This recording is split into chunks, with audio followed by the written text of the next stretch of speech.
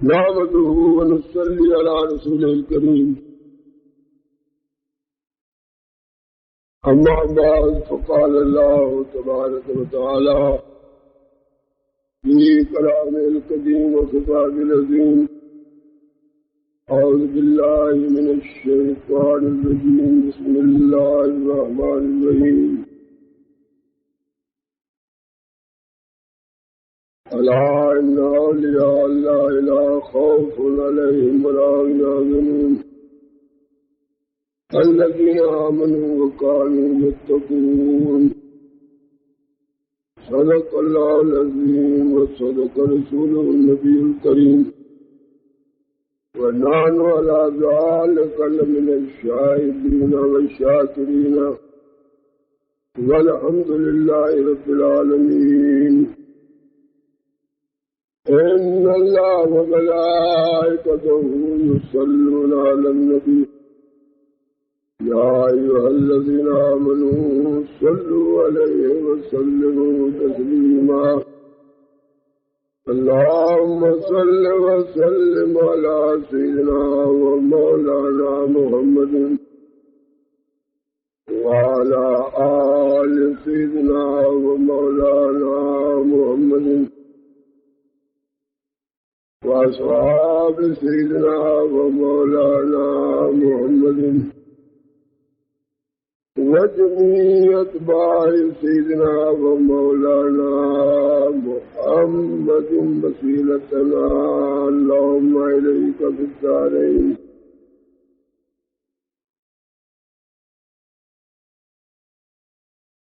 بزرگان ملت اور برادران اسلام، محترم جناب میاں مدین صاحب نے گزشتہ پیر کو یہ فرمایا تھا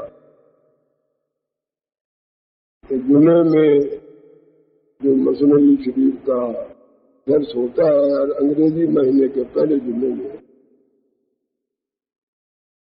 اس دفعہ کچھ اولیاء کرام کا ذکر ہو جائے تو زیادہ مناسب. ان کی خواہش پر یا ان کے خواہش کے پیش نظر میں نے آیت بھی وہی پڑھی ہے جس میں اللہ تعالیٰ نے اپنے دوستوں کا ذکر فرمایا ہے. اولیاء ولی کی جمع ہے، اس کے کئی معنی ہیں، ایک نہیں ہے. لیکن یہاں اولیاء سے مراد اللہ کے دوست، لغت میں اس کے کئی معنی. آیت بتاتی ہے کہ یہاں اولیاء ولی کی جمع جو استعمال کی گئی ہے، اس سے اللہ تعالیٰ نے اپنے دوست ہی مراد لی. اس لیے آیت کا ترجمہ ملاحظہ فرمائیے. اللہ تعالیٰ فرماتے ہیں: الا ان اولیاء اللہ لا خوف علیہم ولا هم یحزنون. خبردار، یہ الا حرف تنبیہ ہے جس سے سننے والے کو آگاہ کیا جاتا ہے، تنبیہ کی جاتی ہے کہ دل کے کان کھول کر سنو. یہ جو ظاہری کان ہیں اگرچہ یہ بھی سنتے ہیں، لیکن عموماً یہ کان سنتے ہیں ادھر سے ادھر سے نکال دیتے. دل کے کانوں سے جب بات سنی جاتی ہے وہ دل پر نقش بھی ہو جاتی ہے، اس پر عمل کی توفیق بھی نصیب ہوتی ہے. اور سننے والا صرف سن کر ہی نہیں رہ جاتا بلکہ اسے مکمل طور پر حظ اٹھاتا ہے اور اس کے مطابق بننے کی کوشش بھی کرتا ہے. لہذا اللہ نے فرمایا: خبردار، دل کے کان کھول کر سنو. یہ کوئی معمولی بات نہیں ہے جسے اللہ تعالیٰ بیان فرما رہا ہے. کوئی بھی بات اس کی معمولی نہیں. قرآن از قسم قرآن ہر بات نہایت ہی اہم ہے. لیکن جو بات حرف تنبیہ سے ہوشیار کرنے کے لیے، خبردار کرنے کے لیے، کسی بات سے آگاہ کرنے کے لیے جب استعمال کیا جاتا ہے کوئی لفظ، تو اس میں مطلب یہ ہوتا ہے کہ پوری توجہ کے ساتھ ہمہ تنگ گوش ہو کر یہ بات سنی جائے۔ ان اولیاء اللہ لا خوف علیہم ولا هم یحزنون، اللہ کے جو دوست ہیں انہیں کوئی خوف نہیں ہے کسی کا بھی، ولا هم یحزنون، نہ وہ کسی مرحلے پر کسی غم کا، رنج کا شکار ہوتے ہیں، نہ ان کے لیے کوئی غم ہے، نہ ان کے لیے کوئی خوف۔ اور پھر خود اللہ نے اولیاء اللہ کی تعریف میں یہ بھی بات فرمائی، الذین آمنوا وکانوا یتقون۔ ہر شخص ولی نہیں ہو سکتا، ہر شخص کو دیکھ کر یا اس کی کسی خاص بات کو دیکھ کر یا اس کے رنگ برنگ کے کپڑوں کو دیکھ کر یا اس کی خانقاہ کو دیکھ کر یا اس کے ظاہر کو دیکھ کر یہ اندازہ کر لیا جائے کہ یہ کوئی پہنچا ہوا بزرگ ہے، یہ کوئی بات نہیں۔ اصل چیز جو ہے معیار بزرگی کا یا ولایت کا یا اللہ کے دوست ہونے کا، وہ اللہ نے خود ہی بیان فرمایا، الذین آمنوا وکانوا یتقون۔ اللہ کے دوست وہ ہیں جو حقیقتاً ایمان لائے ہیں اللہ پر، اللہ کے رسول پر، پکے مومن ہیں، ایسے مومن کے جن کے ایمان کی اللہ نے گواہی دی کہ اولئک ھم المؤمنون حقا، یہی وہ لوگ ہیں جو در حقیقت مومن ہیں، جن کے ایمان کی خدا گواہی دے ان کے ایمان میں کسی قسم کا شک و شبہ نہیں ہو سکتا۔ اس لیے اللہ نے فرمایا کہ اللہ کے دوست جن کو نہ کوئی خوف ہے نہ کوئی غم ہے، وہ وہی ہے جو سچے دل سے ایمان لائے ان تمام باتوں پر جن باتوں پر اللہ کے رسول صلی اللہ علیہ وسلم نے ایمان لانے کے لیے فرمایا ہے۔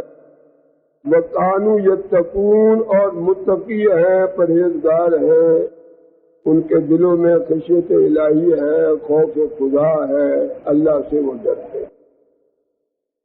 لَهُمُ الْبُشْرَىٰ فِي الْحَيَاةِ الدُّنْيَا وَفِي الْآخِرَةِ، ایسے لوگوں کے لیے دنیا میں بھی طرح طرح کی بشارتیں اور خوشخبریاں ہیں، اور ان کے لیے آخرت میں بھی طرح طرح کی بشارتیں اور خوشخبریاں ہیں، اور یہی لوگ ہیں جو دنیا اور آخرت میں فلاح اور کامیابی حاصل کرنے والے۔ اسی طرح اللہ تعالیٰ نے قرآن عظیم میں ایک اور جگہ فرمایا کہ خدا کے دوست کون ہے، الذین آمنوا وکانوا یتقون، یہ بھی ایک اور آیت ہے۔ بہرحال ولایت کی علامت، اللہ کے دوست کی علامت تقویٰ، پرہیزگاری، صحیح معنوں میں ایمان۔ اگر یہ چیز نہیں ہے تو وہ بازار کتنا ہی پہنچا ہوا کیوں نہ معلوم ہو، کچھ بھی نہیں ہے، اس کی کوئی حیثیت نہیں۔ اللہ تعالیٰ نے ایسے لوگوں کے لیے جو اس کے دوست ہوتے ہیں خاص طور پر یہ فرمایا، اللہ ولی الذین آمنوا یخرجہم من الظلمات الی النور۔ اللہ تعالیٰ اپنے دوستوں کا مددگار ہے، جہاں ولی کے معنی مددگار ہے، حامی کار ہے، نگران ہے، نگہبان ہے، جو بھی کچھ سمجھ لیجیے۔ اللہ ولی الذین آمنوا، اللہ تو ایمان والوں کا سرپرست ہے، مددگار ہے، حامی کار ہے، کارگزار ہے۔ یخرجہم من الظلمات الی النور، اللہ تعالیٰ اپنے دوستوں کو اندھیریوں سے نکال کر نور کی طرف لاتا رہتا ہے۔ نور سے مراد اسلام ہے، نور سے مراد دین ہے، نور سے مراد شریعت محمدیہ ہے، نور سے مراد قرآن عظیم ہے، نور سے مراد سیرت رسول ہے، نور سے مراد سوانح حیات محمد عربی صلی اللہ علیہ وسلم ہے، نور سے مراد حضور کا عشق ہے، حضور کی اطاعت ہے، حضور کی پیروی ہے، حضور کی محبت ہے۔ یہ سب چیزیں نور کے اندر شامل ہیں۔ اللہ تعالیٰ اپنے دوستوں کا ایسا مددگار ہے کہ انہیں تاریکیوں سے نکال کر نور کی طرف لاتا ہے، اور نور حقیقتاً حضور اکرم صلی اللہ علیہ وسلم کی ذات ہے، اور یہ قرآن ہے جو آپ لے کر آئے، کیونکہ اللہ تعالیٰ نے ان دونوں کو نور کہا ہے۔ قد جاءکم من اللہ نور و کتاب مبین، تحقیق تمہارے پاس خدا کی طرف سے تو نور آ گیا ہے، لیکن روشن کتاب ہے، یہ بھی نورانی کتاب بھی نورانی ہے، جس کی طرف آئی ہے وہ بھی نورانی ہے، جس کی معرفت بھیجی ہے وہ بھی نورانی ہے، جس نے بھیجی ہے وہ بھی نور ہے۔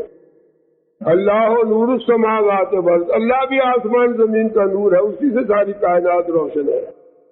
حضرات گرامی، اللہ تعالیٰ نے اپنے مقبول بندوں کے لیے کتنی بڑی بشارت دی ہے کہ اللہ ایمان والوں کا بڑا دوست ہے، اور دوستی کا حق یوں ادا کرتا ہے کہ انہیں گمراہیوں کی تاریکیوں سے، ہر طرح کی تاریکیوں سے نکال کر انہیں ہدایت کے نور کی طرف لاتا رہتا ہے۔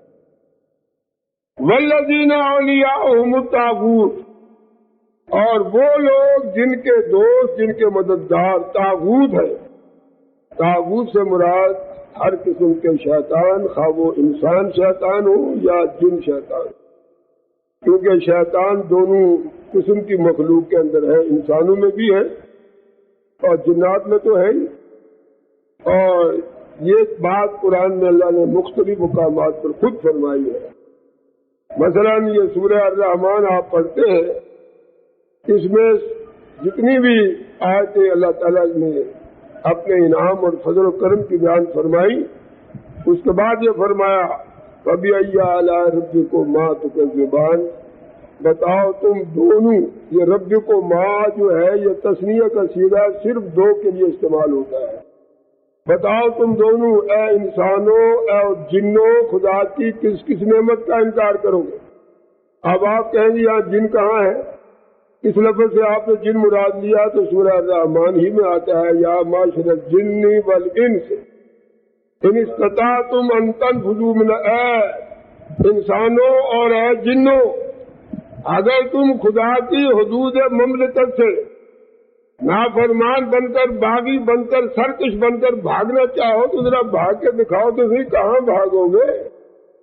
اللہ تعالیٰ نے تو چاروں طرف سے اپنی کائنات کو گھیرے ہوئے ہے۔ واللہ محیط بالکافرین، خاص طور پر کافروں کا تو اس نے چاروں طرف سے احاطہ کیا ہوا ہے، کہیں بھاگ نہیں سکتے۔ بہرحال بات لمبی ہو رہی ہے۔ جنات اور انسان اس شریعت کے مکلف ہیں، دین محمدی کے مکلف ہے، احکام قرآن و حدیث کے مکلف ہے۔ اس لیے اللہ تبارک و تعالیٰ نے فرمایا والذین اولیاءہم الطاغوت، وہ لوگ جن کے دوست مددگار طاغوت ہیں، خواہ وہ جنات شیاطین ہو یا انسان شیاطین ہو۔ والذین اولیاءہم الطاغوت، ایسے ہی ہے،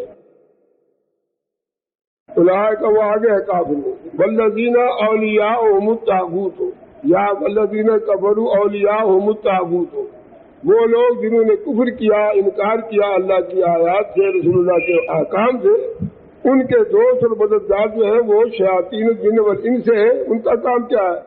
یخرجونہم من النور الی الظلمات، یہ بدبخت مسلمانوں کو، مومنین کو نور سے نکال کر اندھیریوں کی طرف لاتے ہیں، انہیں گمراہ کرتے رہتے ہیں، ان کے عقائد خراب کرتے رہتے ہیں، ان کے عقائد میں تزلزل پیدا کرتے ہیں، ان کے نظریات کو بدلتے رہتے ہیں، انہیں خدا کا باغی بناتے رہتے ہیں اور رسول کا باغی بناتے رہتے ہیں۔ فرمایا یہی لوگ اولئک هم الکافرون، حتیٰ یہی سچے کافر ہیں اور انہی کا ٹھکانہ جہنم ہے۔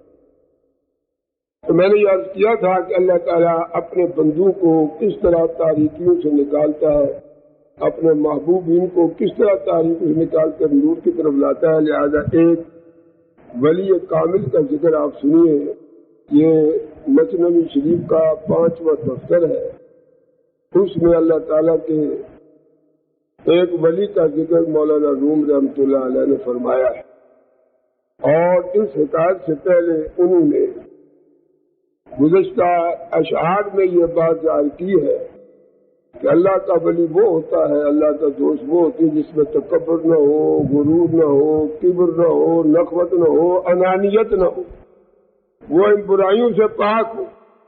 لہذا اگلی حکایت جو میں آپ کو سنا رہا ہوں، اس میں ایک ایسے ولی کا ذکر کیا گیا ہے جس میں نہ انانیت ہے، نہ تکبر ہے، نہ غرور ہے، نہ فخر ہے، نہ کچھ۔ مولانا روم رحمۃ اللہ علیہ فرماتے ہیں، حکایت شیخ محمد رضی غزنوی قدس اللہ روحہ العزیز۔ شیخ محمد ان کا نام ہے، سر رضی ان کا لقب ہے، غزنی شہر میں یہ پیدا ہوئے، وہیں پر رہتے تھے۔ غزنی کہہ لیجئے یا غزنین کہہ لیجئے، یہی وہ شہر ہے جہاں محمود غزنوی پیدا ہوا۔ اسی غزنی کے شہر کے ایک ولی کا تذکرہ ہے جس کا اصل نام ہے محمد، شیخ محمد۔ وہ چونکہ بڑے متین تھے، سنجیدہ تھے، اور تواضع انکساری ان میں کوٹ کوٹ کر بھری ہوئی تھی، انا کا وہاں کوئی مسئلہ نہیں تھا۔ وہ اللہ تبارک و تعالیٰ کے دیدار کے لیے بڑے مجاہدے کرتے رہتے، اور ان کے بارے میں پہلا شعر مولانا فرماتے ہیں، زاہد در غزنی از دانش مزید بدھ محمد نام و کنیت سر رضی۔ فرماتے ہیں غزنی میں ایک شخص تھا، اللہ کا دوست، ولی کامل، جس کا نام شیخ محمد تھا، اور یہ غزنی کے باشندے تھے۔ ان کی کنیت تھی سر رضی، اور سر رضی کیا ہے؟ فرمایا یہ رس کہتے ہیں انگور کو، اور سر کہتے ہیں اس کے سرے کو۔ سر رضی سے انگور کی بیل کی اوپر کی کوپل ہے، کوپل چھوٹی سی ہوتی ہے۔ فرمایا ان کا یہ لقب سر رضی کیوں ہوا؟ بود رشید دہر ہر شب ہفت سال او دائماً در مطلب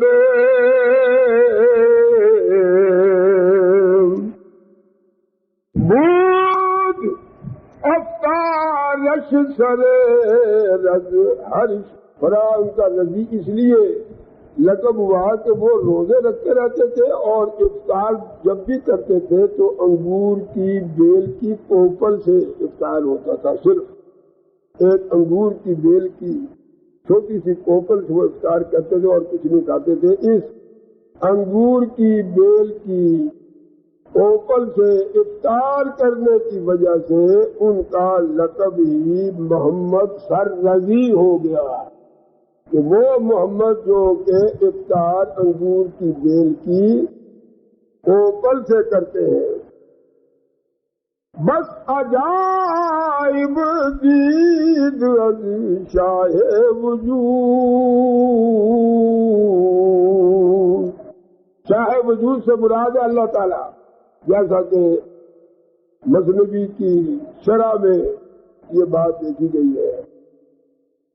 حضرت شیخ محمد سر رضی نے اللہ تعالیٰ کی راہ میں مجاہدے کرتے تھے، ریاضت کرتے تھے، وظیفے کرتے تھے، نفلی روزے رکھتے تھے، نفل کثرت سے پڑھتے رہتے تھے، دن رات اللہ تعالیٰ کی ریاضت میں لگے رہتے تھے۔ اس ریاضت کی برکت سے بس عجائب دید از شاہ وجود، انہوں نے اپنے شہنشاہ کونین اللہ تعالیٰ کی طرف سے بڑے بڑے عجائبات ملاحظہ فرمائے۔ وہ عجائبات خواب میں دیکھے ہو، یا مراقبے میں دیکھے ہو، یا مشاہدے میں دیکھے، کیونکہ اللہ کے بندے کھلی ہوئی آنکھوں سے بھی مشاہدہ کر لیتے ہیں۔ جن کا باطن صاف ہو چکا ہے، جن کو رزق حلال نصیب ہوتا ہے، جن کے دلوں میں اللہ تعالیٰ کی عظمت اور کبریائی کا خوف ہے، تقویٰ ہے، متقی ہے، پرہیزگار ہے، وہ تو کھلی آنکھوں سے بھی مشاہدات کر لیتے ہیں۔ جیسے حضرت شاہ ولی اللہ محدث دہلوی رحمۃ اللہ علیہ ہے، ان کی ایک کتاب ہے، اس کا نام ہی مشاہدات۔ آپ پڑھیے، آپ کو حیرت ہوگی کہ اس میں جتنے مشاہدے انہوں نے لکھے ہیں، ہر مشاہدہ حضور سے پوچھ کر لکھا ہے، حضور سے دریافت کیا ہے، جو حضور نے جواب دیا ہے اس سوال کا، اس کو آپ نے نقل کیا ہے۔ مثلا ایک بات میں آپ کو بتاتا ہوں، شاہ ولی اللہ محدث دہلوی فرماتے ہیں، میرا یہ عقیدہ تھا کہ حضرت علی المرتضیٰ رضی اللہ تعالی عنہ تمام صحابہ میں افضل ہے۔ حالانکہ ہمارا عقیدہ یہ ہے اہل سنت والجماعت کا، افضل البشر بعد الانبیاء بالتحقیق سیدنا ابا بکر صدیق صاحب رسول اللہ صلی اللہ رضی اللہ تعالی عنہ۔ ہمارا یہ عقیدہ اور یہی صحیح ہے کہ تمام مخلوق میں انبیاء کے بعد اگر کسی کا درجہ ہے تو وہ حضرت صدیق اکبر رضی اللہ تعالی عنہ کا ہے، اور حضرت ابو بکر صدیق انبیاء کے بعد تمام خلائق کے اولین و آخرین میں افضل ترین مخلوق ہے۔ تو باوجود اس کے کہ حضرت ابو بکر صدیق کے فضائل بھی تو آخر شاہ ولی اللہ محدث دہلوی نے پڑھے ہوں گے، اس کے باوجود فرماتے میرا عقیدہ یہی تھا کہ یہ حضور کے چچا کے بیٹے ہیں، حضور کے داماد ہیں، حضور کی آغوش رحمت میں حضرت علی نے بچپن سے پرورش پائی ہے، ایمان لانے میں بھی ان کو پیش قدمی حاصل ہوئی ہے، یہ تو بہت بڑے افضل ہے، تو لہٰذا میرا عقیدہ تھا کہ یہی افضل ہے۔ فرمایا جب مجھے مدینہ شریف حاضری کا موقع ملا تو میں نے رسول کریم صلی اللہ علیہ وسلم سے یہی بات عرض کی، یا رسول اللہ آپ بتائیے حضرت علی افضل ہے یا ابو بکر صدیق؟ حضور نے فرمایا ابو بکر صدیق افضل ہے۔ حضور اکرم صلی اللہ علیہ وسلم تک اس طرح کی 40 حدیثیں انہوں نے درج کیا۔ ان کو حدیث کا درجہ تو نہیں ہے، لیکن یہ مشاہدات ہیں، تو مشاہدات اللہ کے بندے دن رات کرتے ہی رہتے ہیں۔ تو حضرت شیخ محمد سر رضی بھی بس عجائب دید از شاہ وجود، جو تمام وجودوں کا بادشاہ ہے اللہ تبارک و تعالیٰ، اس مجاہدے اور ریاضت کے سلسلے میں اللہ تعالیٰ نے بڑے بڑے انکشافات کیے شیخ محمد پر، لیکن مقصود دش جمال شاہبود، لیکن شیخ محمد رضی ان انکشافات اور ان مشاہدات سے مطمئن نہیں ہوتے تھے، وہ اللہ کو دیکھنا چاہتے تھے، اللہ کے دیدار کے متمنی تھے۔ لیکن میں خود فرماتے ہیں دیکھ مقصود جمال شاہبود، اللہ کے جمال کو دیکھنا چاہتے تھے۔ کیا کیا جائے، یہ مسئلہ کتنا اہم ہے۔ حضرت امام احمد رضا خان صاحب بریلوی رحمۃ اللہ علیہ کے مکتوبات میں آپ پڑھیے، آپ کے ملفوظات میں آپ پڑھیں، کسی نے ان کو خط لکھا کہ آپ لوگوں کا عقیدہ یہ کہ خدا کا دیدار ہوگا، آپ بتائیں کیسے ہوگا؟ تو حضرت امام احمد رضا خان نے فرمایا، جواب لکھوایا کہ ہاں ہمارا عقیدہ ہے اللہ کا دیدار ہوگا، جب ہوگا پھر بتائیں گے کیسا ہوگا، ابھی تو ہمیں ہوا نہیں ہے، جب ہوگا تو پھر بتائیں گے کیسا ہے۔ تو اللہ تبارک و تعالیٰ کو دیکھنا یہ کوئی معاذ اللہ آسان کام نہیں ہے، جسے وہ دکھانا چاہے یہ ایک الگ بات۔ آپ کو یاد ہے حضرت موسیٰ علیہ السلام آگ لینے گئے تھے، پیغمبری مل گئی، جب دیکھا کہ اتنا بڑا داتا ہے، میں تو آگ لینے آیا تھا، مجھے پیغمبر بنا دیا، تورات عطا کر دی، ایسا میرا معبود ہے، ایسا میرا خالق ہے، ایسی اس کی داد و دہش ہے، ایسا اس کی نوازش اور انعام ہے۔ فوراً سوال کر دیا اللہم رب ارنی انظر الیک، اے انعام دینے والے ذرا اپنا آپ کی تو دکھا دے تو کیسا ہے۔ وہ خواہش پیدا خود بخود ہو گئی۔ اسی طرح شیخ محمد رضی کے دل میں بھی یہ خواہش تھی کہ میں خدا کو دیکھ لوں، تو اللہ تعالیٰ نے فرمایا لن ترانی، اے موسیٰ تو ہمیں نہیں دیکھ سکتا۔ یہ نہیں کہا کہ میں تمہیں دکھا نہیں سکتا اپنا، اگر میں دکھانا چاہوں تو دکھا سکتا ہوں۔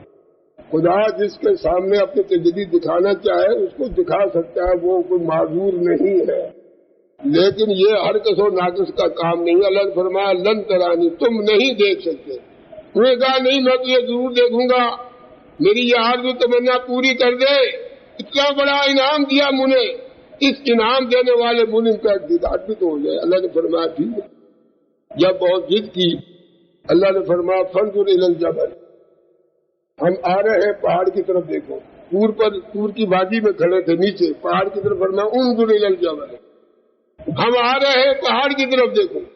اب آنا کیا تھا؟ فلما تجلی ربہ، اللہ نے ایک تجلی اپنے نور کی پہاڑ کی طرف پھینکی، خرّ موسیٰ صاعقہ، موسیٰ علیہ السلام کے ہونٹوں کے نیچے گر گئے، وہ تجلی بھی برداشت نہیں۔ ایک حدیث میں آتا ہے جب اللہ تعالیٰ اپنا کوئی راز کسی خاص بندے پر کھول دیتا ہے اپنی ذات کے متعلق، اللہ لسانی اس کی زبان کو بھی بند کر دیتا ہے، وہ بتا نہیں سکتا کہ وہ کیسا ہے، کیونکہ جب وہ بتائے گا تو وہ مثالوں میں سمجھائے گا۔ تو اللہ نے فرمایا یہ مثالوں میں کیا سمجھا رہے ہو؟ لیسا کمثلہ شیء، ہماری مثل تو کوئی چیز ہی نہیں ہے، تم تو مثالوں میں سمجھا رہے ہو، جب میری مثل کوئی نہیں ہے تو میں مثالوں میں سے کیسے سمجھ میں آ جاؤں گا؟ اللہ میرے پیر مرشد خواجہ خواجہ ابو الفیض سید قلندر علی شاہ سہروردی رحمۃ اللہ علیہ کے پاس ایک عارف باللہ کا دعویٰ کرنے والا بندہ آ گیا۔ بڑے بڑے دعوے کرنے والے لوگ موجود ہیں، ادھر ادھر کی باتیں کرتا کرتا کہنے لگا رات کو میں نے اپنے خدا کو دیکھا ہے۔ تو آپ نے فرمایا دیکھا ہوگا بھی، یہ تو بڑی بات نہیں، جس کو وہ دکھانا چاہے وہ دکھاتا ہے، لیکن کیا تم بتا سکتے ہو کہ خدا کیسا ہے؟ اس نے کہا جی میں اب کیا بتاؤں آپ کو، بس کروڑوں پاور کا ایک بلب ہے اور بہت ہی بڑا سورج۔ فرمایا تم نے بالکل نہیں دیکھا، اگر دیکھا ہوتا تو تم مثالوں میں بیان نہ کرتے، تمہاری زبان ویسے ہی بند کر دی جاتی تاکہ تم بتا نہ سکو کہ میں نے کیا دیکھا ہے، تو مذاق۔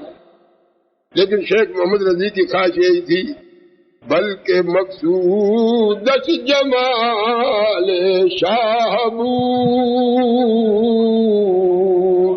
بڑے بڑے عجائبات دیکھنے پر تسلی نہیں ہوئی، نتیجہ کیا نکلا؟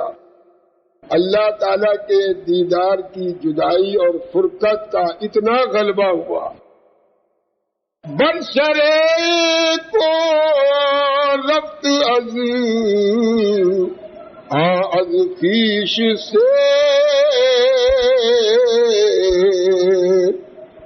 گفت بنما یا فتادم من بزیر،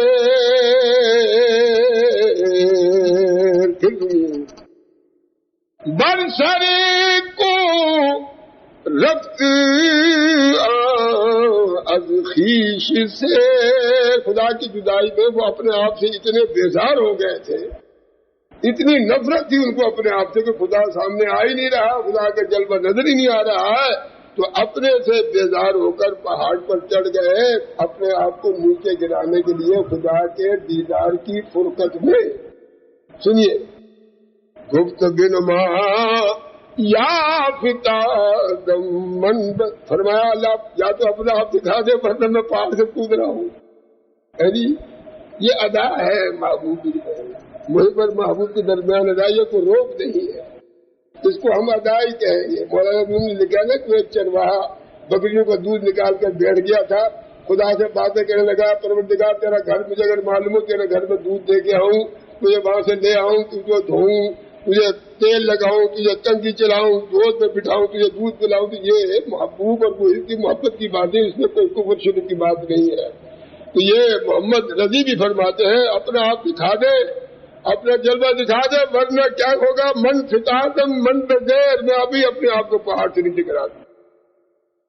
یہ رسول اللہ صلی اللہ علیہ وسلم کے بارے میں آپ نے سیرت پڑھی، اس دن کے لیے بائک بند ہو جاتی تھی، حضور بھی پہاڑ پر چڑھ جاتے، پڑھا ہوگا آپ جبل ابو قبیس پر، آپ اپنے آپ کو نیچے گرانا چاہیے نہیں، یہ اس وقت انسان مغلوب ہے، مغلوب الحال، اسے کچھ پتا نہیں کہ میں کر رہا کیا رہا ہوں۔ تو حضرت جبریل فوراً نظر آ جائے، فرماتے آپ محمد کیا کر رہے ہیں، آپ واقعی خدا کے رسول ہیں، آپ کے رسول ہونے میں کوئی شبہ نہیں ہے۔ تو یہ جب عشق اور محبت کا غلبہ ہوتا ہے، اس غلبے میں انسان اتنا مغلوب ہوتا ہے کہ اسے یہ پتہ ہی نہیں ہوتا کہ میں کیا کر رہا ہوں، لہٰذا وہ جرم وار نہیں ہے۔ یاد رکھیے، اللہ تعالیٰ نے غیبی آواز آتی ہے جب یہ کہا کہ اپنے آپ دکھا ورنہ میں اپنے آپ کو نیچے گراتا ہوں۔ ابھی گفتنا نامد نوبت آمد رمت اللہ. اے شیخ محمد رضی ابھی وہ مرحلہ نہیں آیا کہ میں تجھے اپنے آپ دکھاؤں. ابھی تیرے اندر وہ قابلیت، وہ جوہر، وہ بصیرت پیدا نہیں ہوئی ہے. یہ نہیں کہا کہ میں تجھے اپنے آپ نہیں دکھا سکتا. گفت نامد، نامد کے معنی نہ آمد. گفت نامد نوبت آمد رمت. اے شیخ محمد رضی ابھی تو اس اعزاز کا مستحق نہیں ہے. ابھی یہ اعزاز تجھے نہیں بخشا جا سکتا. در فرو رفتی بر نمیری نقشمت. تو گرا اپنے آپ کو، میں تجھے مرنے ہی نہیں دوں گا. ابھی خدا چاہے گا تو مرے گا، کہیں سے بھی گر جائے. لیکن کیا محبت کی باتیں ہیں. بر فرو رفتی نمیری، تو اپنے آپ کو گرا، مرے گا نہیں. نقشمت، اور میں تجھے قتل بھی نہیں ہونے دوں گا، مرنے بھی نہیں دوں گا. مرنا تو میرے ہاتھ میں ہے نا، میں ماروں تو مر جائے، نہ ماروں تو کیسے تو مر سکتا ہے. گرا دے اپنے. اللہ اکبر. فرو افغند خود را از بیدار. شیخ محمد رضی کے فراق میں تڑپ رہے تھے، ہوش ہی نہیں تھا، انہوں نے اپنے آپ کو گرا دیا. پہاڑ پر سے گرا دیا. اور اللہ نے کیسے بچایا؟ درمیانے کے آبے اوفتا، اس کے نیچے ایک بہت بڑا حوض بنا دیا. وہ حوض میں آ کر گر گئے اور بچ گئے، مرے نہیں. پانی کی گہرائی میں گرا دیا. اللہ نے پہلے کہا تھا کہ تو گرا اپنے آپ کو، میں تجھے مرنے ہی نہیں دوں گا. یہ معلوم ہوتا ہے کہ خدا کو بھی اس سے محبت تھی. خدا بھی اسے نوازنا چاہتا تھا. خدا بھی اس پر مہربان تھا. اس لیے اللہ تعالیٰ نے فرمایا درمیانے کے آبے اوفتا. شیخ محمد رضی پہاڑ کے اوپر دیدار کا ذوق اور شوق اتنا غالب تھا. کیوں نہ مرد از نقص آجا سیر مت. یہ اپنی زندگی سے بیدار انسان جو خدا تعالیٰ کے دیدار اور اس کے فراق اور اس کے ہجر میں اس قدر اپنے آپ سے بیزار ہو گیا تھا، دیدار نہ ہونے کی وجہ سے الٹا گرا. الٹا گرنے کے باوجود چوں نہ مر، جب نہیں مرا، آج پھرا کے مرگ پر خود نوحہ کر. تو اپنے نہ مرنے پر اپنے ماتم شروع کر دے کہ ہائے مجھے موت کیوں نہیں آئی، میں مر کیوں نہیں گیا، میں پھر زندہ ہوں. یہ اللہ تعالیٰ کے دیدار کا فراق اور یہ فرقت، یہ ہجر، کب تک میں اس کا شکار ہوتا رہوں گا؟ تو اپنے بچ جانے کا انہیں افسوس ہوا اور از فراق کے مرگ پر خود نوحتل، اور اپنے مر جانے کی جدائی میں اپنے آپ پر ماتم شروع کر دیا، رونا شروع کر دیا. نوح کے مانے ماتم، یعنی رونا شروع کر دیا. کی حیات پورا تو مر گئے میں نمو، کار پیشش باز گونا گشتہ بو. انہیں حیرت ہوئی کہ میں نے پہاڑ پر سے اپنے آپ کو گرایا. نیچے تو کوئی ندی بدی نہیں تھی، پانی وانی کہیں نہیں تھا. یہ گہرا پانی قدرت نے ایسا پیدا کر کے پھر مجھے بچا لیا اور پھر اپنے فراق اور اپنے ہجر، اپنی جدائی کا مجھے شکار بنائے رکھا ہے. یہ میری موت کیوں نہیں آئی مجھ پر؟ اگر میں مر جاتا تو اچھا تھا، لیکن یہ معاملہ ان کے لیے برعکس ہو گیا. مرنے کی بجائے اللہ نے اور زندگی عطا فرمائی. کیونکہ خداوند تعالیٰ کے عشق اور محبت میں جو روتا ہے، مولانا روم نے مجنون میں بھی لکھا ہے کہ مجنون روتا تھا تو اللہ تعالیٰ کو ان کا رونا بڑا پسند آتا تھا. فرماتا تھا یہ مجنون جو ہے یہ لیلا کے فراق میں نہیں روتا تھا. لیلا تو کالی کلوٹی تھی، اس کو اس کالے کلوٹے میں بھی خدا کے نقش نظر آتے تھے. وہ تو اصل میں خدا پر مر رہا تھا. اس کو تو خدا سے محبت ہو رہی تھی کہ مخلوق خدا نے پیدا، حالانکہ بالکل کالی. تو اس کو اس کالے رنگ میں بھی خدا تعالیٰ کی جلوے جب نظر آ رہے تھے تو وہ لیلا پر فراق، لیلا کے فراق میں نہیں، بلکہ لیلا کے بنانے والے کے فراق میں وہ روتا رہتا تھا.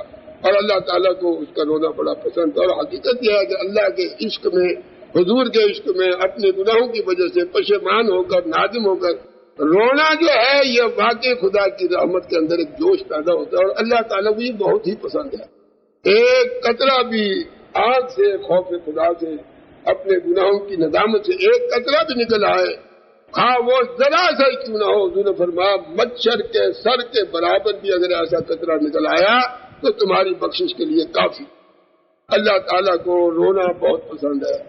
مولانا روم رحمۃ اللہ علیہ نے فرمایا ہے، چون گریت ابر کے خندق چمن،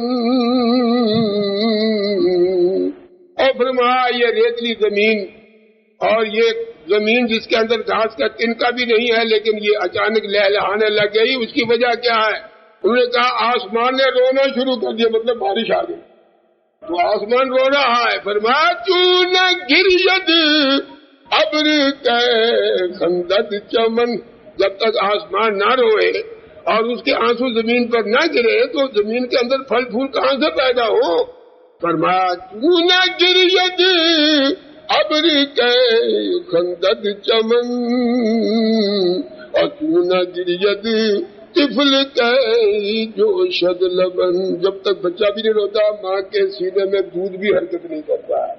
بچے نے رونو شرا کیا، ماں جلدی سے پکڑتی ہے، دودھ سر سر کرتا ہے، فوراً اپنا دودھ اس کے منہ میں دے دیتی ہے. اسی طرح فرمایا رونا اللہ تعالیٰ کو بڑا پسند ہے، اس سے خدا کے دریائے کرم میں جوش آ جاتا ہے. اللہ اللہ چون مرد از نکس شیر مت، جب وہ مرد شیخ محمد رضی مایوس ہو گیا، اسے موت نہیں آئی پہاڑ پر سے گرنے کے باوجود، تو اس نے اپنے زندہ رہنے پر اور موت نہ آنے پر رونا شروع کر دیا. موت را از غیب میں کردو کس گدے، ان فی موتی حیاتی میں زدے. وہ تو غیب سے اپنی موت کا انتظار کر رہا تھا اور اللہ تعالیٰ سے بھیک مانگ رہا تھا کہ مجھے موت دے دے، مجھ سے تیرا فراق برداشت نہیں ہوتا ہے. اور اللہ تعالیٰ اس کی موت کی آرزو میں اس کو ایک نئی زندگی بخش دیتا تھا تاکہ یہ ہمارے فراق میں روتا رہے. اللہ تعالیٰ کو یہ بڑا پسند ہوتا ہے. عاشق روتا ہے، معشوق روتا ہے تو عاشق کو بڑا پسند آتا ہے. مولانا روح فرماتے ہیں وہ خدا سے موت کی بھیک مانگتا تھا، لیکن اللہ تعالیٰ فرماتا تھا تیرے موت میں ایک نئی زندگی ہم نے پیدا کری، تو مرے گا نہیں. موت را چوں زندگی قابل شدہ، بالا کے جان خود یک دل شدہ. یہ شیخ محمد رضی موت را چوں زندگی، اب تو انہیں موت کو زندگی کی طرح قبول کرنا پڑا تو مر ہی نہیں رہا. موت را چوں زندگی قابل شدہ، قابل کے معنی قبول کرنے والا. اب انہوں نے موت کو زندگی کی طرح قبول کر لیا، اس لیے کہ اپنی ہلاکت سے وہ نا امید ہو گئے. اور سیف و خنجر کیوں علی ریحان، نرگس و نصری عدو جان. لکھا ہے کہ حضرت علی رضی اللہ تعالی عنہ کا ایک مقام تھا کہ اسباب موت میں ان کو دنیا کے مقابلے میں زیادہ لذت آتی تھی. اسباب موت جب بیان ہوتے تھے تو ان کو لذت آتی تھی، لذت گیر ہوتے تھے اسباب موت سے. اب یہی حال ہو گیا شیخ محمد رضی کا کہ حضرت علی کی طرح سیف اور خنجر یعنی موت جو تھی ان کے لیے پھول بن گئی، اس میں سے خوشبوئیں آنے لگی کہ مر کیوں رہے ہو، ہم تمہیں اس قابل بنائیں گے کہ تمہیں اپنا دیدار دکھائیں. یخرجہم من الظلمات الی النور، اللہ تعالیٰ اپنے بندوں کو تاریکی سے نکال کر نور کی طرف لاتا ہے. طلب صحیح ہونی چاہیے. اب دیکھیے نور کی طرف کیسے لاتا ہے. بانگ آمد روز صحرا سوئے شہر، اللہ تعالیٰ نے غیبی فرشتوں کو حکم دیا کہ آواز اور کہو اس سے شیخ محمد رضی سے، روز صحرا سوئے شہر، ارے صحرا جنگل کو چھوڑ شہر میں چلا جا. اس سے معلوم ہوتا ہے کہ اللہ تعالیٰ اسے مایوس نہیں کرنا چاہتا.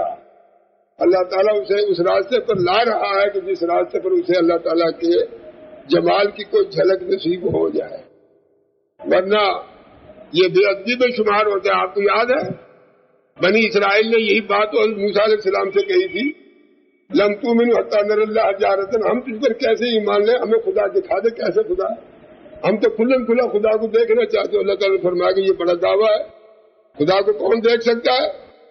اللہ تعالیٰ نے ان پر عذاب نازل کر دیا اور وہ سب کے سب 70,000 مر گئے. پھر اللہ تعالیٰ نے مہربانی کی اور موسیٰ علیہ السلام کی دعا سے انہیں پھر زندہ کیا اور کہا کہ خبردار ٹھیک ہو جاؤ ورنہ یہ پہاڑ تم پر گرا دیا جائے گا. وَرَفَعْنَا فَوْقَكُمُ الطُّورَ، پہاڑ لٹکا دیا گیا ان سے. قبول کرتے ہو یا نہیں کرتے ہو موسیٰ علیہ السلام کی بات کو؟ اللہ تبارک و تعالیٰ یہاں شیخ رضی کے ساتھ مہربانی کا سلوک فرمانا چاہتے ہیں، اس لیے فرماتے ہیں روز صحرا سوئے شہر، صحرا کو چھوڑو شہر میں چلے جاؤ. بانگ طرفا ازور آئے سر و جہر، اور آواز جو آئی شیخ محمد رضی کو ایسی آواز آئی، نہ وہ آہستہ تھی نہ وہ زور سے تھی، عجیب طرح کی وہ آواز تھی جس کو نہ ہم کہتے ہیں کہ وہ سری آواز ہے خفیہ، نہ وہ جہری ہے نہ وہ سنائی دیتی. ایسی آواز وہی سنتا ہے جس کو آواز دی جاتی ہے، دوسرا نہیں سن سکتا. یاد رکھیے یہ موسیٰ علیہ السلام کے ذکر میں آتا ہے جب موسیٰ علیہ السلام کوہ طور پر آگ لینے گئے تھے تو موسیٰ علیہ السلام نے دیکھا کہ درخت کو آگ لگ رہی ہے، حالانکہ درخت کو آگ لگی ہوئی نہیں تھی. اللہ نے فرمایا یا موسیٰ انی انا ربک فاخلع نعلیک، آپ جوتیاں اتار دیں، آپ بڑی مقدس جگہ پہ آگے آ جائیں. یہ آگ نظر جو آ رہی ہے آگ واگ کوئی نہیں ہے، یہ ہمارا جلوہ ہی ہے جو آپ کو نظر آ رہا ہے. انی انا ربک، میں تیرا رب ہوں، میں تیرا رب ہوں، یہ تجلی میری ہے، یہ میرا نور ہے. فاخلع نعلیک، جوتیاں پیچھے اتار. انا اخترتک فاستمع لما یوحی، ہم تجھے نبوت عطا کر رہے ہیں، ذرا سنو، ہم تم پر وحی کر رہے ہیں. تو اس آیت کی شرح میں لکھا ہے کہ موسیٰ علیہ السلام سے جب خدا نے پردے کے پیچھے سے اس طرح بات کی، سامنے تو نہیں، تو آواز موسیٰ علیہ السلام نے ہر طرف سے سنی، اوپر سے بھی، نیچے سے بھی، دائیں سے بھی، بائیں سے بھی، یہاں تک کہ ہر بنے منہ سے، جسم کے ہر بال سے آواز آ رہی تھی. یہ آواز ایسی نہیں ہوتی کہ جو کسی جہت مقرر کر دی جاتی ہے، تو انسانی آواز کے لیے ہے. خدا تعالیٰ کے لیے نہ جہت ہے، نہ جگہ ہے، نہ مقام ہے، نہ جسم ہے، نہ جسمانیت. اس کی آواز اگر آ جائے تو وہ سنتا ہے، اور ایسی آواز نہ وہ سری ہوتی ہے وہ نہ جاری ہوتی ہے، پتہ نہیں وہ کیسی آواز، بس وہی سن سکتا ہے جس کو پکارا جاتا ہے. اسی لیے مولانا فرماتے ہیں بانگ طرفا ادبر آئے سر و جہر، وہ ایسی آواز تھی نہ آہستہ تھی نہ زور سے تھی. گفت دانا رازم منہ بمنہ، شیخ محمد رضی کہتے ہیں آپ مجھے حکم دے رہے ہیں کہ میں صحرا سے شہر میں چلا جاؤں. اے میرے ہر راز سے واقف میرے پروردگار، ہر چیز کا تجھے علم ہے. کہ کنم در شہر از خدمت بگو، یہ تو بتا میں شہر میں جا کر کیا خدمت کروں. شہر میں تو مجھے بھیج رہا ہے، وہاں کیا کروں جا کے. اب خدا تعالیٰ ان کو اس راستے پہ لا رہا ہے جہاں ان کے اندر وہ بصیرت باطنی پیدا ہو جو اللہ تبارک و تعالیٰ کی کسی تجلی کو برداشت کر سکے اور پھر وہ یہ نہ بتا سکے کہ وہ کیا ہے. کیونکہ مثالوں میں خدا کو نہیں سمجھایا جا سکتا. یہ کنم در شہر از خدمت بگو، اے میرے پروردگار میں صحرا سے جنگل سے چلا جاتا ہوں شہر، لیکن اے مجھے بھیجنے والے یہ تو بتا وہاں میں کیا کام کروں گا، کیا خدمت کروں گا. اب اللہ کام بتا رہا ہے. گفت خدمت آن کے بہرے ذل نفسی، خویشتن سازی تو چون عباس و دبسی. فرمایا جاؤ شہر میں چلے جاؤ، وہاں تم نے جو کام کرنا ہے اپنے نفس کو ذلیل کرنا ہے. ذل نفس، اصل میں یہ نفس جب تک اندر سے نہیں ذلیل ہوتا ہے اس وقت تک انسان کسی معرفت کی منزل پر پہنچ ہی نہیں سکتا. معلوم ہوتا ہے ابھی شیخ رضی کی اصلاح باقی تھی، اللہ تعالیٰ نے ان کو کہا ذل نفس، فرمایا ایسا کام تجھ سے کروانا ہے کہ جس سے تیرے نفس کے اندر وہ تکبر، غرور اور انانیت کا جو مادہ اگرچہ اتنا نہیں ہے لیکن جو بھی باقی ہے اس نفس کے اندر سے وہ چیز نکلنی چاہیے۔ گفت خدمت آ کے بہرے ذل نفس، ذلیل کرنا اپنے نفس کو ذلیل کرنے کے لیے ایک خدمت تمہارے سپرد دی جاتی ہے، اور تم نے کیا کرنا ہے؟ خیشتن سازی تو چوں عباس دبس۔ یہ عباس دبس ایک شخص کا نام ہے، بعضوں نے کہا یہ شہر دوس کا تھا، اور بعضوں نے کہا یہ ایک قبیلہ تھا نبی کریم صلی اللہ علیہ وسلم، طفیل بن عمر دوسی، اور بعض نے کہا یہ توت شہر کا تھا، لیکن یہ کون تھا؟ عباس دبس ایک فقیر تھا، بھیک مانگنے والا تھا، اور اس کو بھیک مانگنے کے 70 طریقے آتے تھے، 70 طریقے سے بھیک مانگتا تھا، اور سب سے مؤثر طریقہ اس کا یہ ہوتا تھا کہ اتنا روتا تھا مکر فریب سے کہ آنسو بہتے تھے، اور دراصل وہ رو نہیں رہا تھا، لیکن لوگ اسے روتا دے کر خود بھی رونے لگتے تو اسے خود دینے لگتے۔ یہ اس کا رونا مکر کا رونا، حقیقت کا رونا نہیں تھا۔ ہر ایک کے آنسو سے اندازہ نہیں لگانا چاہیے کہ اس کا رونا حق ہے، یہ قرآن سے ثابت ہے۔ میں آپ کو بتا رہا ہوں کہ حضرت یوسف علیہ السلام کے بھائی جب لے کر آئے تھے قمیص کو اور یعقوب علیہ السلام کے پاس، تو کیا ہوا تھا؟ وَجَاءُوا أَبَاهُمْ عِشَاءً يَبْكُونَ قَالُوا يَا أَبَانَا إِنَّا ذَهَبْنَا نَسْتَبِقُ وَتَرَكْنَا يُوسُفَ عِندَ مَتَاعِنَا فَأَكَلَهُ الذِّئْبُ۔ وہ خون آلود بکری کو ذبح کر کے ان کی قمیص اتاری، اس کو خون میں لپیٹ دو، کہا کہ آپ نے کہا تھا کہ کہیں ایسا نہ ہو اسے تو بھیڑیا کھا جائے، تو ہم تو ایک جگہ پر اپنے کپڑے وپڑے اتار کے یوسف کو وہاں نگران مقرر کر کے آپس میں دوڑ لگا رہے تھے، ایک دوسرے سے آگے بڑھ رہے تھے، پیچھے سے بھیڑیا آ گیا، اس نے کھا لیا۔ تو روتے ہوئے آئے، جاؤ اباہم عشاء یبکون، یبکون کے معنی بکا کرتے ہوئے، روتے ہوئے اپنے باپ کے پاس آئے، کہنے لگے وہ اس کو بھیڑیا کھا گیا ہے۔ اللہ اکبر۔ حضرت یعقوب علیہ السلام نے کیا فرمایا؟ فرمایا واللہ المستعان علی ما تصفون، فرمایا بھیڑیا کوئی نہیں کھایا ہے، یہ تمہارا رونا جو ہے سچا رونا نہیں ہے، یہ مگر کا رونا ہے، بس میں اپنا معاملہ یوسف کا معاملہ خدا کے حوالے کرتا ہوں، وہ جانے دو۔ تو معلوم ہوا کہ ہر شخص کا رونا حقیقت پر مبنی نہیں ہوتا، کوئی جھوٹا بھی رونا روتا ہے، اور ایسا روتا ہے کہ جیسے عباس دبس روتا تھا، اتنا روتا تھا کہ لوگ سمجھتے کہ اس کی جان نکل جائے گی، اور وہ اس رونے سے بھیک مانگتا تھا۔ تو فرمایا اپنے آپ کو اتنا ذلیل کرتا تھا وہ لوگوں کے سامنے، اس ذلت کی وجہ سے لوگوں سے بہت کچھ۔ فرمایا اے شیخ محمد رضی، تو بھی شہر میں چلا جا، اپنے آپ کو عباس دبس بنا، اتنا ذلیل کر اپنے آپ کو، اپنے نفس کو، تاکہ تو اس قابل ہو سکے کہ ہماری تجلی کو دیکھ سکے، ہمارے انوار کو دیکھ سکے۔ کیا کرنا ہے تجھے وہاں جا کر کے؟ اپنے نفس کی اصلاح کیسے کرنی ہے؟ مدت ادنیاں زر میں ستا،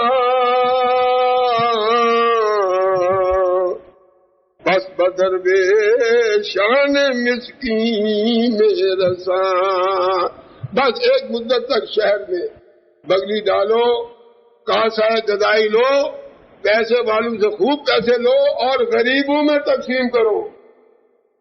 یہ نہیں کہ اپنے گھر لے جاؤ، لوگوں سے لو، عمراء سے لو، صاحبان سربت سے لو، پیسے والوں سے پیسے مانگو، خوب اپنے نفس کو ذلیل کرو، عباس دبس کی طرح، جتنے پیسے آ جائیں وہ غریبوں میں، محتاجوں میں، حقداروں میں جا کے تقسیم کر دو، بس یہ کام تم نے وہاں کرنا ہے۔ خدمت اینستا یک چندگا، اے شیخ محمد رضی یہ خدمت لمبی چوڑی نہیں ہے، کچھ عرصے تک، یک چندگا، کچھ عرصہ یہ خدمت تمہیں کرنی ہے۔ گفت سمعن طاعتن اے جان پناہ، تو حضرت شاہد محمد نے کہا میں نے دل سے تیری بات کو سن لیا، دل سے قبول کر لیا، اب میں ایسا ہی کروں گا۔ چنانچہ اصل بات یہ ہے کہ اللہ تعالیٰ کی مہربانی سے ایسے ایسے لوگ بھی دنیا میں گزرے ہیں، امام احمد جیسے، غوث پاک جیسے، جنہوں نے امام غزالی جیسے، جنہوں نے یہ دعوے کی کہ ہم نے 100 مرتبہ خدا کو دیکھا ہے، لیکن بتایا نہیں کہ وہ کیسا، نہیں بتا سکتے، اس لیے کہ جب بتائیں گے مثالوں میں سمجھائیں گے، لیکن جب وہ دکھاتا ہے اپنا آپ تو اللہ لسان کی زبان بند کر، بس وہی لطف اندوز ہوتا رہتا ہے جو دیکھنے والا ہے۔ یہ تو خیر خدا کے دیدار کی بات ہے۔ آپ کو پہلی مرتبہ اگر حج نصیب ہو، آپ خانہ کعبہ جائیں، آپ مسجد نبوی میں جائیں، سرکار کے روضے کے سامنے آ جائیں، گنبد خضرا پہ نظر ڈالیں، خدا کی قسم کھا کر کہتا ہوں کہ جو کچھ آپ کی روح لذت گیر ہو رہی، آپ اس کی ترجمانی نہیں کر سکتے کہ آپ کیا دیکھ رہے ہیں، آپ وہی نہیں بیان کر سکتے، بالکل آپ کے پاس الفاظ ہی نہیں ہے کہ آپ بتائیں کہ آپ نے کیا دیکھا ہے۔ جب اس کی مخلوق کو دیکھ کر انسان اس کی ترجمانی نہیں کر سکتا ہے تو خالق کا کوئی جلوہ یا اس کی کچھ گلی دیکھ کر انسان کیا ترجمانی کر سکتا ہے۔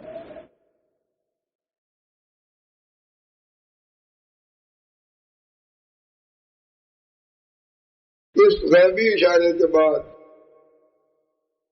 جو شیخ محمد سر رضی غزنوی کو شہر جانے کے متعلق ہوا تھا، اس اشارے کے مطابق شیخ محمد رضی صحرا سے، جنگل سے، بیابان سے غزنی کی طرف روانہ ہو۔ مولانا فرماتے ہیں روب شہر آؤد فرما پذیر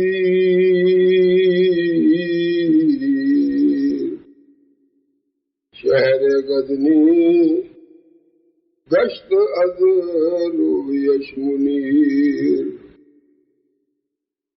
اس غیبی اشارے کے بعد محمد سر رضی غزنوی پہنچے۔ لوگوں نے ان کے استقبال کے لیے شہر کو سجایا اور غزنی کا شہر ان کے منور اور نورانی چہرے سے روشن ہو گیا۔ گویا غیبی اشارے کے مطابق شیخ محمد رضی غزنی پہنچے، لوگوں کو ان کی آمد کا پتہ چلا تو انہوں نے آپ کے استقبال کی تیاریاں کی، مگر شیخ محمد رضی دکھاوے کے قائل نہیں تھے، اس لیے انہوں نے شہر میں داخل ہونے کا کوئی خفیہ راستہ نکالا اور لوگ جو ان کے استقبال کی تیاریاں کر رہے تھے اس استقبال کو اپنے لیے اور اس اعزاز کو اپنے لیے انہوں نے مناسب نہیں سمجھا۔ فرماتے مولانا اظفرا خلق باستقبال رفت مخلوق مسرت کے ساتھ، شادمانی کے ساتھ ہزارہ خوشیوں کو دامن میں لپیٹتے ہوئے شیخ محمد رضی کے استقبال کے لیے روانہ ہوئی، مگر درآمد از رہے دزدیدہ تفت، مگر وہ جلدی سے خفیہ دروازے سے پوشیدہ طور پر شہر میں داخل ہوئے۔ جملہ آیا نو برخاستن اسرہا از بہر آراستن۔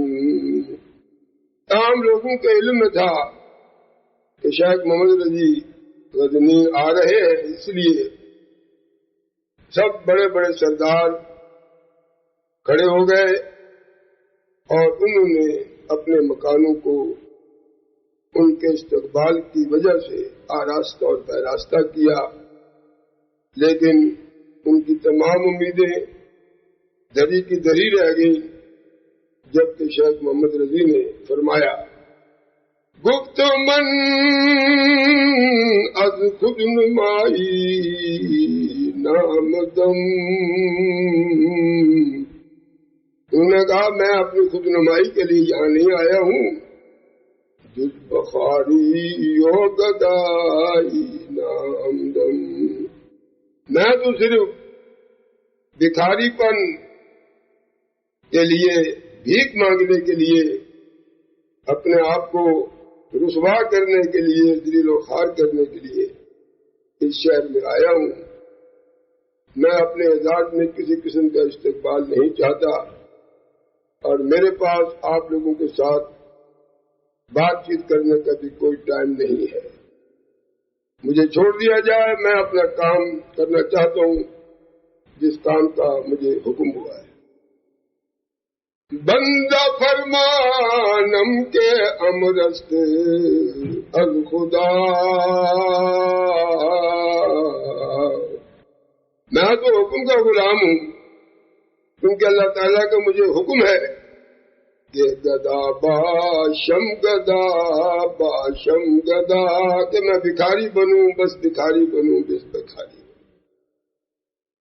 میں یہاں بھکاری بننے کے لیے آیا ہوں، بھیک مانگنے کے لیے آیا ہوں، ایک وعدہ جو میں نے اپنے پروردگار سے کیا ہے اس کو پورا کرنے کے لیے آیا ہوں، مجھے کسی قسم کے استقبال کی، کسی قسم کی عزت افزائی کی ضرورت نہیں ہے۔ در گدائی لفظ نادر ناورم، جس طریقے خس گدایا لسپرم، تو میں بس وہی الفاظ استعمال کروں گا بھیک مانگنے کے لیے جو فقراء، غربا، سائل، بھکاری الفاظ استعمال کیا کرتے ہیں، میں ان الفاظ کو چھوڑ کر کوئی نیا لفظ استعمال نہیں کروں گا، میں صرف وہی راستہ اختیار کروں گا جو کمینے اور ادنا درجے فقیروں کا ہے، اس لیے کہ میں حکم کا بندہ ہوں، مجھے جو حکم دیا گیا ہے میں اس کام کے لیے یہاں آیا ہوں، اور میں سوائے بھیک مانگنے کے، اور وہ بھی کمینے فقیروں کی طرح کہ جن کو لوگ جھڑکیاں دیتے ہیں، ڈانٹتے ہیں، برا بھلا کہتے ہیں، تانے دیتے ہیں، مارتے ہیں، گالیاں دیتے ہیں، ذلیل و خوار کرتے ہیں، بس میں انہی کے طریقے کے مطابق بھیک مانگوں گا۔ کیوں؟ تاشوم گھر کے مذلت من تمام، تاکہ میں مکمل طور پر ذلت کے اندر ڈوب جاؤں، مکمل طور پر ذلیل و خوار ہو جاؤں، تا سکتا بشنبم از خاص و عام، اور تاکہ میں عام لوگوں کی زبان سے اور خاص لوگوں کی زبان سے، غرض کے ہر ایک سے اپنے لیے برے الفاظ ہی سنوں، لوگ مجھے ڈانٹ ڈپٹ کریں، گالیاں دے، دھکے دے، برا بھلا کہیں، تانے دے، ذلیل و خوار کریں، بس اسی مقصد کے لیے مجھے یہاں بھیجا گیا ہے، اور میں اسی مقصد کے لیے اس شہر کے اندر داخل ہوا ہوں۔ مذلت خواست تے عزت تنم، وہ میرا مالک ذلت، میری ذلت چاہتا ہے، میں کب عزت کا در پہ ہوں؟ جب وہ میرا ذلیل بنا پسند کرتا ہے، مجھے میرا ذلیل ہونا پسند کرتا ہے، تو میں عزت کا خواہاں نہیں ہوں۔ تو گدائی خواست کہ میری کنم، وہ جب یہ چاہتا ہے کہ میں بھکاری ہی بنوں تو میں امیر اور کبیر اور رئیس اور بادشاہ نہیں بننا چاہتا، میں صرف فقیر ہی بننا چاہتا ہوں، اس لیے کہ میرا مالک مجھے گداگر دیکھنا چاہتا ہے، مجھے بادشاہ کی حیثیت سے نہیں دیکھنا چاہتا، میرا مالک مجھے صاحب عزت کی حیثیت سے نہیں دیکھنا چاہتا، مجھے ذلت و خوار کی حیثیت سے دیکھنا چاہتا ہے۔ اس لیے میں گداگری کرنے کے لیے یہاں آیا ہوں۔ بعد ازیں گدیا مذلت جان من، بعد ازیں گدیا مذلت جان من، بس اس کے حکم کی تعمیل کے بعد بھیک اور ذلت میری جان ہے، بھیک مانگنا اور ذلیل ہونا یہ میری جان ہے۔ بست عباس اند در انبان من، بست عباس اند در انبان من، مجھے حکم ہوا ہے کہ عباس دبس کی طرح بھیک مانگو، تو وہ انتہائی ذلیل و خوار طریقے استعمال کرتا تھا بھیک مانگنے کے لیے، اور بہت ہی ذلیل و خوار ہو کر لوگوں سے پیسے مانگتا تھا، اور لوگ اس کو ذلیل و خوار سمجھ کر کچھ نہ کچھ دے دیتے تھے۔ مجھے حکم ہوا ہے کہ عباس سے دبس کی طرح میں ذلیل و خوار ہو کر ایسے طریقے اختیار کروں کہ لوگ مجھے انتہائی ذلیل و خوار سمجھے، تو جب میرا مالک میرا خالق مجھے حکم دینے والا مجھے عباس سے دبس کی طرح بھکاری دیکھنا پسند کرتا ہے، تو میں اس کو خوش کرنے کے لیے ایک عباس کیا 20 عباس سے دبس کی طرح ذلیل و خوار طریقے سے 20 مانگوں گا، تاکہ میرا مالک جو ہے وہ خوش ہو جائے۔ اللہ شیخ بر میں گشت و زنبیل بدست، شیخ اللہ خواجہ توفیقی ہست، بس شیخ محمد رضی کیا کرتے تھے؟ بھیک مانگتے تھے۔ کیسے مانگتے تھے؟ ادھر ادھر گھومتے تھے، جوڑی بغل میں ڈالی ہوئی تھی، اور گلی کوچوں میں گھر گھر آواز دیتے پھرتے تھے، شیخ للہ خواجہ، اے گھر کے رہنے والے، اے خواجہ، اے امیر آدمی، اے سرمایہ دار، شیخ للہ تجھے خدا نے بڑی توفیق دی، کچھ مجھے بھیک کے طور پر عطا کر، کچھ مجھے دے دے۔ اللہ اکبر۔ مولانا فرماتے ہیں برطرز کرسی و عرش اسرار فرماتے ہیں عجیب بات ہے، شیخ محمد رضی مجاہدات کے ذریعے سے، ریاضات کے ذریعے سے اللہ تعالیٰ کے عشق اور محبت سے مغلوب ہو کر اس کے ہجر اور اس کے فراق اور فرقت میں اس حد تک روحانیت کی منزل پر پہنچ گئے تھے کہ ان کے باطنی احوال جو تھے وہ کرسی اور عرش سے بھی بڑھ گئے تھے، اتنے صاحب کمال ہو گئے تھے کہ وہ کرسی و السماوات والارض، اللہ تعالیٰ کی کرسی اور اللہ تعالیٰ کا عرش بڑے مرتبے کی چیزیں ہیں، لیکن کہتے ہیں کہ مولانا شیخ محمد رضی کے مراتب اور ان کے روحانی اثرات عرش اور کرسی سے بھی زیادہ روشن تھے، زیادہ برتر تھے، زیادہ افضل تھے۔ لیکن کام کیا تھا؟ شیئن للہ کارو، روحانیت کی بلند ترین منزل پر پہنچنے والا شیخ محمد رضی گلی گلی کوچے کوچے کہتے تھا، کچھ خدا واسطے دو، کچھ خدا واسطے دو، کچھ خدا واسطے دو، کوئی اللہ واسطے مجھے دو، شیئن للہ، کوئی اللہ کے لیے مجھے دو۔